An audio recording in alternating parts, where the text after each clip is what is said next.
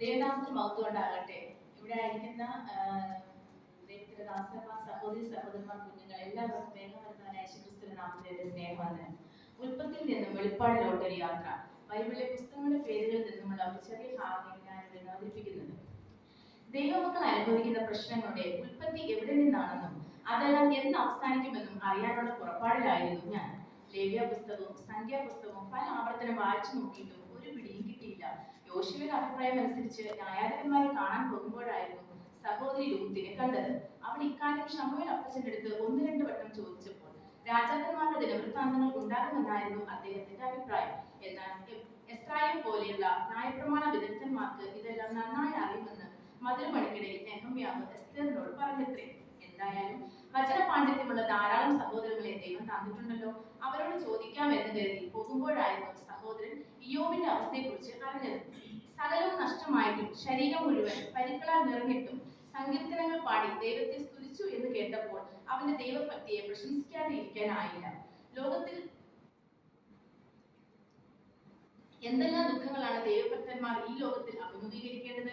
എന്തായാലും അടുത്ത ദിവസം യോഗത്തിന് എല്ലാവരെയും കണ്ട് സംശയം തീർക്കാമല്ലോ എന്ന് കരുതി ആശ്വസിച്ചു. ജ്ഞാനവും പ്രബോധനവും പകർന്നു കൊടുക്കാൻ സദൃശവാക്യങ്ങൾ വായിച്ചിരുന്ന സഭാപ്രസംഗി അന്ന് ഉത്തമ ഗീതങ്ങളാണ് സഭയിൽ പാടിയത്. കർത്താവിന്റെ ക്രൂശീകരണത്തെ കുറിച്ച് യെശയ്യാവ് പ്രവചിച്ചപ്പോൾ യിരെമ്യാവിന് തന്റെ വിലാപങ്ങൾ അടക്കുവാനായില്ല.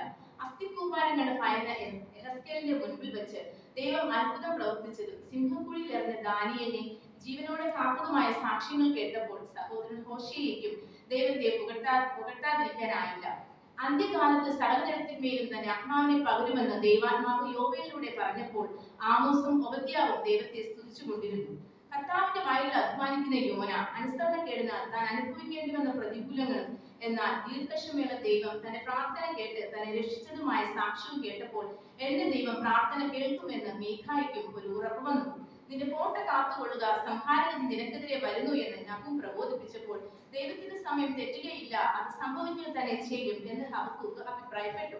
ദൈവത്തെ ഭയപ്പെട്ട് തന്റെ പ്രബോധനം കൈക്കൊള്ളണമെന്ന് സഫന്യാവ് സഭയെ ഉണർത്തിച്ചു. എന്നാൽ ദൈവത്തിന്റെ ആലയം ശൂന്യമായിരിക്കെ തട്ടിട്ട വീടുകളിൽ നിങ്ങൾക്ക് എങ്ങനെ പാർക്കാൻ കഴിയുമെന്ന് ഹഗ്ഗായിലൂടെ ദൈവാത്മാവ് ചോദിച്ചപ്പോൾ സഭയിൽ മൗനവും ദൈവത്താൽ എല്ലാവരും സ്വയം ശോധനയും നടത്തി.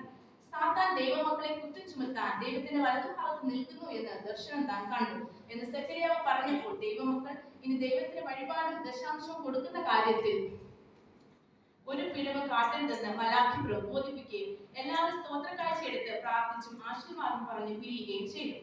എന്നാൽ എന്റെ ചോദ്യത്തിന് ഉത്തരം ഇനിയും ലഭിച്ചിട്ടില്ല.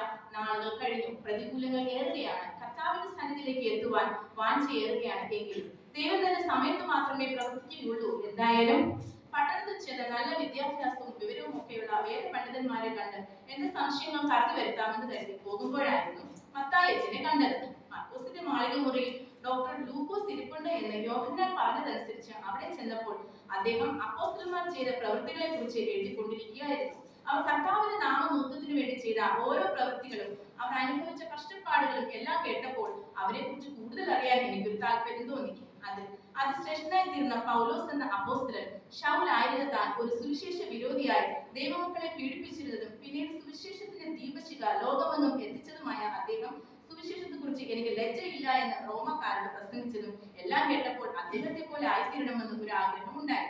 അദ്ദേഹത്തിന് എത്രയെത്ര കത്തുകൾ ഈ ലോകത്തിലും വരുവാനുള്ളതിലും ഏറ്റവും വലിയതും ദൈവസ്നേഹമാണെന്ന് അദ്ദേഹം കൊരിന്ത്യർക്ക് എഴുതിയ കത്തുകളിൽ വ്യക്തമാക്കി. ശാപത്തിന് കീഴിലായിരുന്ന മനുഷ്യ സമൂഹത്തെ അനുഗ്രഹത്തിലേക്ക് കൊണ്ടുവരുവാൻ സ്വയം ശാപമായി തീർന്ന യേശുവിനെ ഗലാത്യർക്കുള്ള കത്തിലൂടെ ഉയർത്തിക്കാട്ടി ദൈവസഭ എന്താണെന്നും സഭയും ക്രിസ്തുവും തമ്മിലുള്ള ബന്ധം എന്താണെന്നും എഫെസ്യർക്ക് എഴുതിയ കത്തിലൂടെ ഞാൻ മനസ്സിലാക്കി. എനിക്ക് ജീവിക്കുന്നത് ക്രിസ്തുവും മരിക്കുന്നത് ലാഭവുമാണെന്ന് അദ്ദേഹം ഫിലിപ്പിലുള്ളവരോട് പറഞ്ഞത്രേ. എത്ര ധീരമായ ഒരു വ്യക്തിയായിരുന്നു അദ്ദേഹം. പ്രാർത്ഥനയിൽ ഉച്ചരിക്കണമെന്നും സ്തോത്രത്തിൽ ജാഗരിക്കണമെന്നും ഫറോസിനെ അദ്ദേഹം പ്രബോധിപ്പിച്ചു. കർത്താവിന്റെ വരവിന് 2 ഘട്ടങ്ങളുണ്ടെന്നും രഹസ്യവരവ് തന്റെ വിശുദ്ധന്മാർക്ക് വേണ്ടിയാണെന്നും പരസ്യവരവ് ന്യായവിധിക്കുമാണെന്നും തെസ്സലോനിക്കരുടെ കത്തുകളിലൂടെ വ്യക്തമാക്കി വചനം പ്രസംഗിക്കുവാനും സമയത്തിലും അസമയത്തിലും ഒരുങ്ങി നിൽക്കണമെന്നും തന്റെ നിജപുത്രനായ തിമോഥെയോസിനുള്ള കത്തുകളിലൂടെ അദ്ദേഹം ഓർമ്മിപ്പിച്ചു.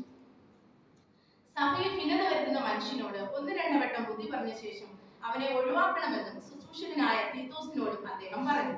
താൻ തടവിലായിരുന്നപ്പോൾ ജനിപ്പിച്ച ഒപ്നിമോസിന് വേണ്ടി ഫിലോമോൻ എഴുതിയ കത്തിൽ നിന്നും ഒരു ഇടയനെ തന്റെ ആടുകളോടുള്ള സ്നേഹം വ്യക്തമാക്കുന്നു. വിശ്വാസ വീരന്മാരുടെ ഒരു പട്ടിക തന്നെ നിരത്തിയിരുന്ന എബ്രായ ലേഖനം എന്റെ വിശ്വാസം വർദ്ധിപ്പിച്ചു.